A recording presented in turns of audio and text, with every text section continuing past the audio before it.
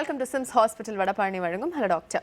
இன்னைக்கு நம்மளோட சந்தேகங்களுக்கு பதில் அளிக்கிறதுக்காக பிரபல dental and maxillofacial surgeon doctor Suresh அவர்கள் வெயிட் பண்ணிட்டு இருக்காங்க. வெல்கம் பண்ணலாம். வணக்கம் டாக்டர். ஓகே, ஸோ எல்லாருக்குமே ஃபஸ்ட்டு இம்ப்ரெஷன் ஒரு ஆளை பார்க்கும்போது ஓகே அவங்க ஃபேஸ் எப்படி இருக்குது, அவங்க அப்பேரன்ஸ் எப்படி இருக்குது, ஸோ அந்த மாதிரி சில விஷயங்கள் தான். ஸோ இன்றைக்கி நிறைய எக்ஸ்க்ளூசிவான விஷயங்கள் பேசலாம். பட் அதுக்கு முன்னாடி ஃபஸ்ட்டு இனிஷியலாக எப்படி ஆரம்பிக்கலாம்னா நம்ம ஜா சர்ஜரிஸ் பற்றி சொல்லுங்கள் டாக்டர். இப்போ பொதுவாக எல்லாருக்குமே ஸ்மைலுங்கிறது ரொம்ப ரொம்ப எல்லாருக்குமே அழகாக இருக்கணும் அப்படின்னு நினைக்கிறாங்க. ஸ்க்ரீனில் வரவங்களை தாண்டி எல்லாருமே இப்போ அழகாக இருக்கணும் ஸ்மைல் அப்படின்ற மாதிரி நினைக்கிறாங்க. ஸோ அதில் என்னென்ன மாதிரி ஜா சர்ஜரிஸ் இப்போ எக்ஸ்க்ளூசிவாக பண்ணிகிட்ருக்கீங்க? ஆஸ் செட், இப்போ பார்த்தீங்கன்னா ஃபஸ்ட்டு பார்த்த உடனே த ஃபர்ஸ்ட் இம்ப்ரெஷன் இது ஒன்லி பை த லுக்ஸ் இல்லைங்களா. நமக்கு அவங்க கேரக்டர் பற்றி எதுவும் தெரியாது. So it's always the looks which matters. Jaw surgeries per இப்போது it's a fad. It's like no it's completely a lot to do more with aesthetics. நிறைய பேர் இப்போ பார்க்குறாங்க, அந்த அவேர்னஸ் வருது. ஃபர்ஸ்ட் எல்லாம் எப்படின்னா அந்த பல் ரொம்ப முன்னாடி இருக்குது, அதனால் எனக்கு பல் கிளிப் மட்டும் போட்டால் போதும், அதுக்கப்புறம் சரியாக போயிடும். அதுதான் ஒரு இனிஷியலி அசம்ஷன் இருந்தது. Now over the period of time அது பீப்புள் ஸ்டார்டட் அண்டர்ஸ்டாண்டிங். இல்லை பல்னால மட்டும் இல்லை, மேபி அந்த தாடையே ரொம்ப பெருசாக இருக்குது, இல்லை முன்னாடி இருக்குது, இல்லை ரொம்ப பின்னாடி இருக்குது. ஸோ அதனால கூட இருக்கலாம். இப்போ மேல் தாடை மட்டும் நார்மலாக இருக்கலாம், கீழ் தாடை சின்னதாக இருந்தாலும் கூட மேல் பல் ரொம்ப ப்ரொட்ரூடடாக வெளியே இருக்கிற மாதிரி தெரியும். ஸோ அந்த ஆஸ்பெக்டில் கிளிப் போட்டாலும் ரொம்ப யூஸ்ஃபுல்லாக இருக்காது. மேபி அவங்க மென்டலி அவங்க சாட்டிஸ்ஃபேக்ஷன் இருக்கும், but it is not going to treat the purpose. So jaw surgeries treat the jaws rather than only the teeth. But அது it comes along with the teeth. இப்போ நம்ம பல்லுக்கும் ஜாஸ்க்கும் ரெண்டுமே சேர்த்து ட்ரீட் பண்ணுவோம். It's not that we do only jaw and not the teeth. Okay, இப்போ என்னென்ன மாதிரி ப்ராப்ளம்ஸ்க்கு இந்த ஜா சர்ஜரிஸ் எக்ஸாக்டாக பண்ணுறீங்க இப்போ நீங்கள் சொன்னது தவிர? ஜா சர்ஜரிஸ் ப்ரைமரிலி அந்த மேல் தாடைக்கு தான் மெயினாக பண்ணுவாங்க. பிகாஸ் கான்செப்ட் அப்படி தான். மக்களுக்கு என்னென்னா மேல் பல் ரொம்ப முன்னாடி இருக்குது, அதுதான் மெயின் ப்ராப்ளமோட வருவாங்க. எப்போவுமே nobody comes with problem saying that எனக்கு கீழ் தாடை ரொம்ப சின்னதாக இருக்குது, அந்த மாதிரி ரொம்ப ரேர். சரிங்களா. அதே மாதிரி சிரிக்கும் போது ரொம்ப கம்ஸ் தெரியுது, அதிகமாக தெரியுது. ஏன்னா அதில் பல் ரொம்ப முன்னாடி இருக்கனால நான் ஈர அதிகமாக தெரியுது. ஈர அதிகமாக தெரியுது பல்னால இல்லை, உங்கள் ஜா சைஸ் கொஞ்சம் லாங்காக இருக்கனால தான் அந்த ஈர அதிகமாக தெரியுது. Maybe the lip is short, சொல்ல முடியாது, அது கூட ரீசன் இருக்கலாம். ஸோ ப்ரைமரிலி எதுக்கு வருவாங்கன்னா அப்பர் ஜா மேலே புஷ் பண்ணுறது, இல்லாட்டி பேக்கில் புஷ் பண்ணுறது, அந்த மாதிரி பண்ணலாம். இல்லைன்னா லோவர் ஜா முன்னாடி கொண்டு வரலாம் ஆர் புஷ் பண்ணலாம், அந்த மாதிரி கேசஸ். இந்தியன் பாப்புலேஷன் பொறுத்தவரை பார்த்தீங்கன்னா mostly it is the upper jaw. அதே நீங்கள் அப்வர்ட்ஸ் போனீங்கன்னா டுவர்ட்ஸ் சைனா, திபெட் அந்த சைட்னா mostly it is the lower jaw. அவங்களோட லோவர் ஜா அதிகமாக கொஞ்சம் ப்ரொட்ரூடட் அதிகமாக இருக்கும். ஓகே, இப்போ நிறைய ஃபிலிம் ஹீரோயின்ஸ், நிறைய பர்சனாலிட்டிஸ்லாம் பார்த்தீங்கன்னா அந்த உதடு இப்போது ரீஃபார்ம் பண்ணிக்கிறாங்க. அந்த மாதிரி சில விஷயங்கள்லாம் இப்போ ஜென்ரல் பப்ளிக் கிட்ட அதிகமாக பார்க்குறீங்களா? அது அவங்கனால தான் ஆக்சுவலி தே ஸ்டார்ட் காப்பிங் இல்லைங்களா. ஸோ இந்த மொமெண்ட் அந்த ஹீரோயின்ஸ் ஏதாவது சர்ஜரிஸ் பண்ணுறாங்கன்னா அப்போ தான் அவங்களுக்கு okay we can also do. அதே தான் நாங்களும் எத்தனை வருஷமாக சொல்லிட்டு இருக்கோம், தட் திஸ் இஸ் ரிக்வயர்ட். சில டைம் ஈஸ்தட்டிக்காக இருக்காது, you need it for some reason or the other. சில டைம் ப்ரீதிங் டிஃபிகல்ட்டிஸ் இருக்கும். Breathing difficulty is not because of a lung problem or not because of a sinusitis or anything.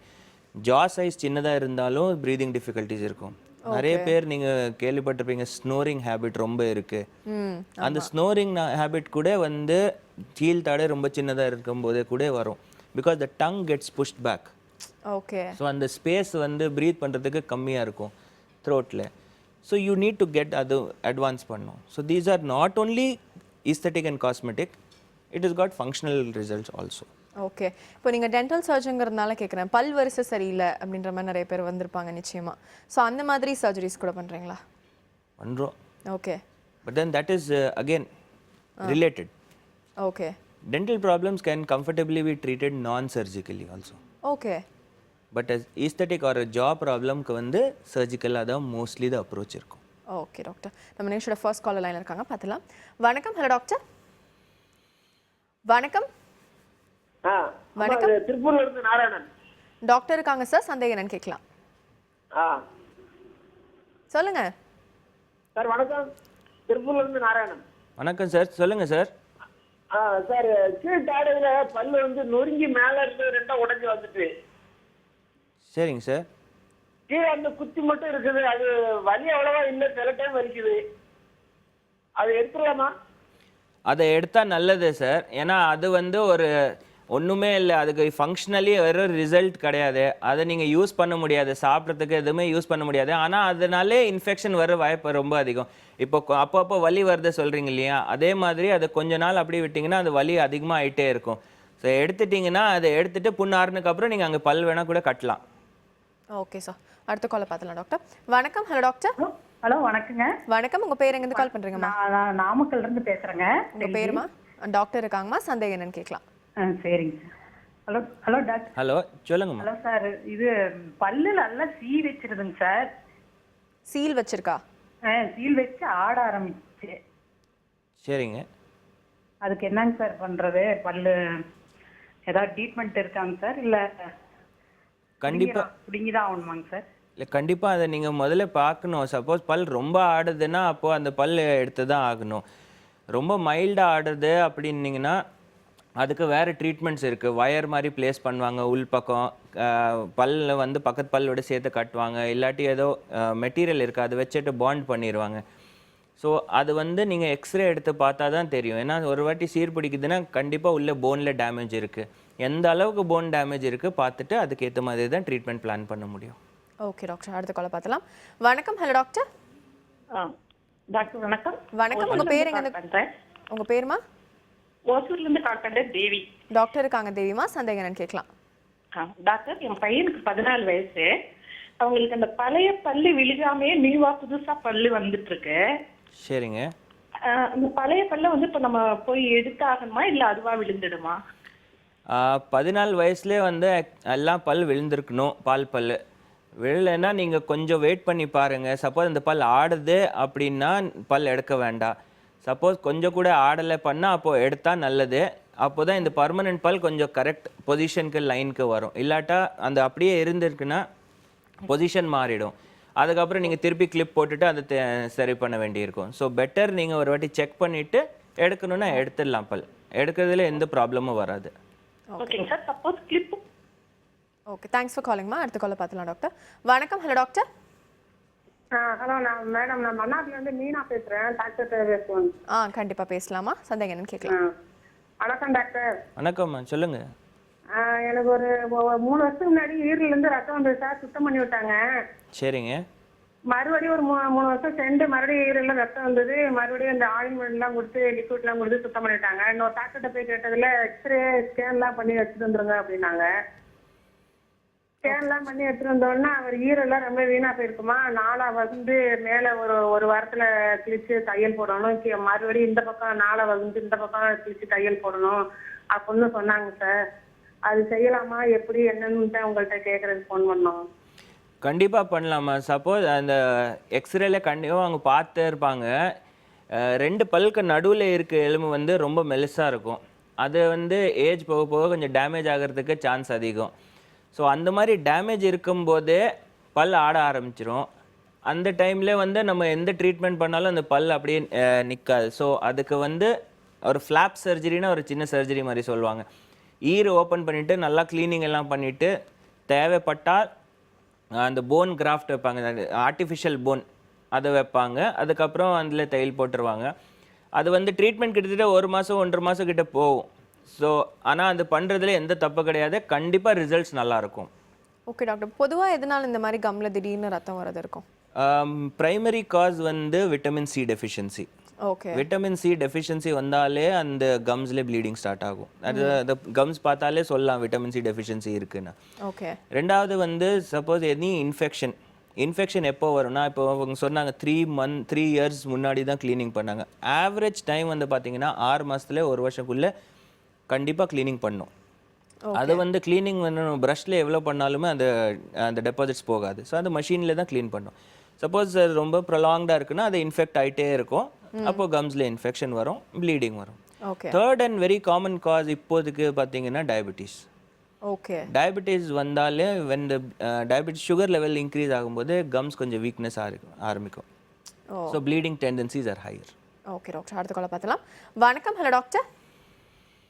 Hello. வணக்கம், உங்கள் பேர் எங்கேருந்து கால் பண்ணுறீங்கம்மா? Hello. சொல்லுங்கம்மா, உங்க பேர் எங்கேருந்து கால் பண்றீங்கம்மா? ஹலோ, நாங்கள் திருப்பூர்லேருந்து பேசுகிறேங்க. உங்க சந்தேகம் என்னன்னு கேட்கலாமா டாக்டர் கிட்ட? அவருக்கு பல்லு ஃபுல்லாக ஆடுதுங்க. வயசு 60 ஆகுது. சரிங்க. பல்லு எடுத்துட்டு ஃபுல்லாக பல்லு செட்டு வைக்கலாமா இப்படி என்னன்னு கேட்குறேன் சார். கண்டிப்பாக வைக்கலாமா.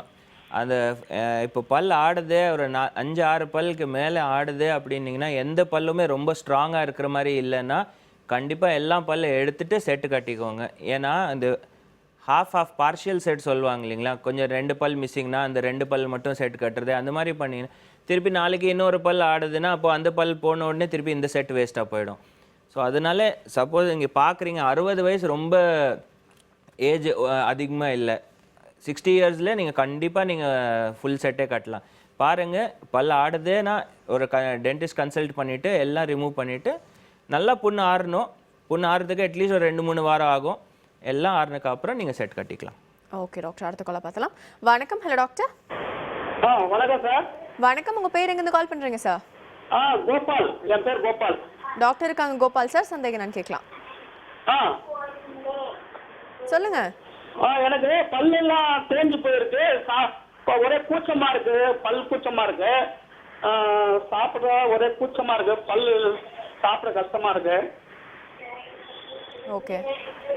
பல்லு எல்லாம் தேஞ்சு போயிருக்கு, என்ன பண்ணலாம்? பல் ரொம்ப தேஞ்சு போயிருக்கு அப்போனா நீங்கள் வந்து கண்டிப்பாக ஃபுல் ஃப்ளெஜ் ட்ரீட்மெண்ட் தான் பண்ணணும். ரொம்ப மைல்டாக இருக்குது அப்படின்னீங்கன்னா சில டைம் வந்து தான் பல் கூசுதே, இல்லைன்னா மற்ற டைமில் சாப்பிட முடியும்னா அதுக்கு என்ன டூத் பேஸ்ட்லாம் வருது. முதல்ல அந்த டூத் பேஸ்ட் ஸ்டார்ட் பண்ணுங்கள். அட்லீஸ்ட் ஒரு 2 வாரம் யூஸ் பண்ணுங்கள், கண்டிப்பாக ஒரு வித்தியாசம் தெரியும்.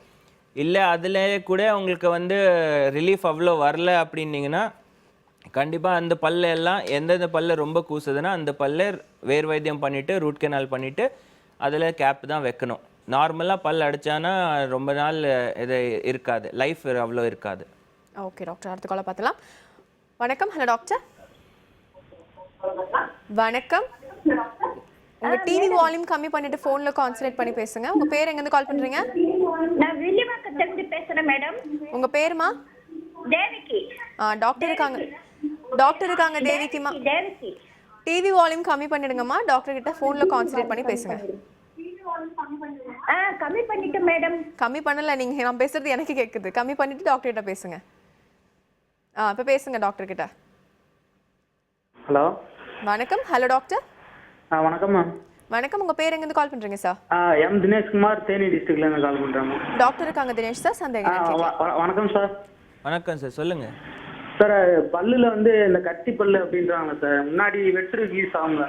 அதுல வந்துட்டு 2 பல்லு கேப் டிஃப்ரெண்ட் அதிகமா இருக்கு. 2 பல்லுக்கு கேப் வந்து அதிகமா இருக்கு. அதை எடுத்துட்டு வைக்கணும்னா புதுசா அடிஷனலா அந்த கேப் அடைக்கிறதுக்கு புதுசா பல்லு கட்டணுமா, இல்ல இந்த பல்லவே அட்ஜஸ்ட் பண்ணி கட்டிக்கலாமா சார்? கேப் ரொம்ப அதிகமாக இல்லை, ரொம்ப அதிகமாக இருக்குன்னா அப்போ நீங்கள் வந்து புதுசாக அங்கே நடுவில் தனியாக ஒரு பல் கட்டணும்னு அவசியம் இல்லை. அந்த இதில் ஸ்பேஸ் கொஞ்சம் டிவைட் பண்ணிவிட்டு வந்து அவங்க கட்டிடலாம். ரொம்ப அதிகமாக இருக்குது, ஒரு பல் ஃபுல்லாக வர அளவுக்கு ஸ்பேஸ் இருக்குன்னா கண்டிப்பாக அப்போது நீங்கள் வேறு இன்னொரு எக்ஸ்ட்ரா பல் மாதிரி தான் கட்ட வேண்டி இருக்கலாம். அந்த மாதிரி தான் ரொம்ப அதிகமாக தான் சார் இருக்கு கேப். அதான் பக்கத்து பல்லெல்லாம் சப்போர்ட் எடுத்துட்டு கொஞ்சம் ஸ்பேஸ் டிவைட் பண்ணிவிட்டு அதுக்கப்புறம் பண்ண ட்ரை பண்ணுங்கள். ஃபஸ்ட்டு டென்டிஸ்ட்டை கேளுங்க. Okay, thanks for calling sir. அடுத்த காலை பார்த்தலாம் டாக்டர். வணக்கம். Hello doctor. ஹலோ, நான் விஜயா பேசுறேன் சென்னையிலேருந்து. டாக்டர் இருக்காங்கம்மா, சந்தேகம் என்னன்னு கேட்கலாம். சார் வணக்கம் சார். வணக்கம் மேடம். ஒன்றும் சார், பல்லுல கீழே 4 பல்லுல மட்டும் கார படிஞ்சிருக்கு சார். என் ஏஜ் வந்து ஜஸ்ட் 58 நவ். அது வந்து நான் 2 வருஷத்துக்கு ஒரு தரம் க்ளீன் பண்ணியிருந்தேன். க்ளீன் பண்ணா கொஞ்சம் வீக் ஆகிற மாதிரி இருக்கு. வேற ஏதாவது அந்த க்ளீன் பண்றதை தவிர வேற ஏதாவது ஒரு இது இருந்தா சொல்யூஷன் இருந்தா சொல்லுங்க சார்.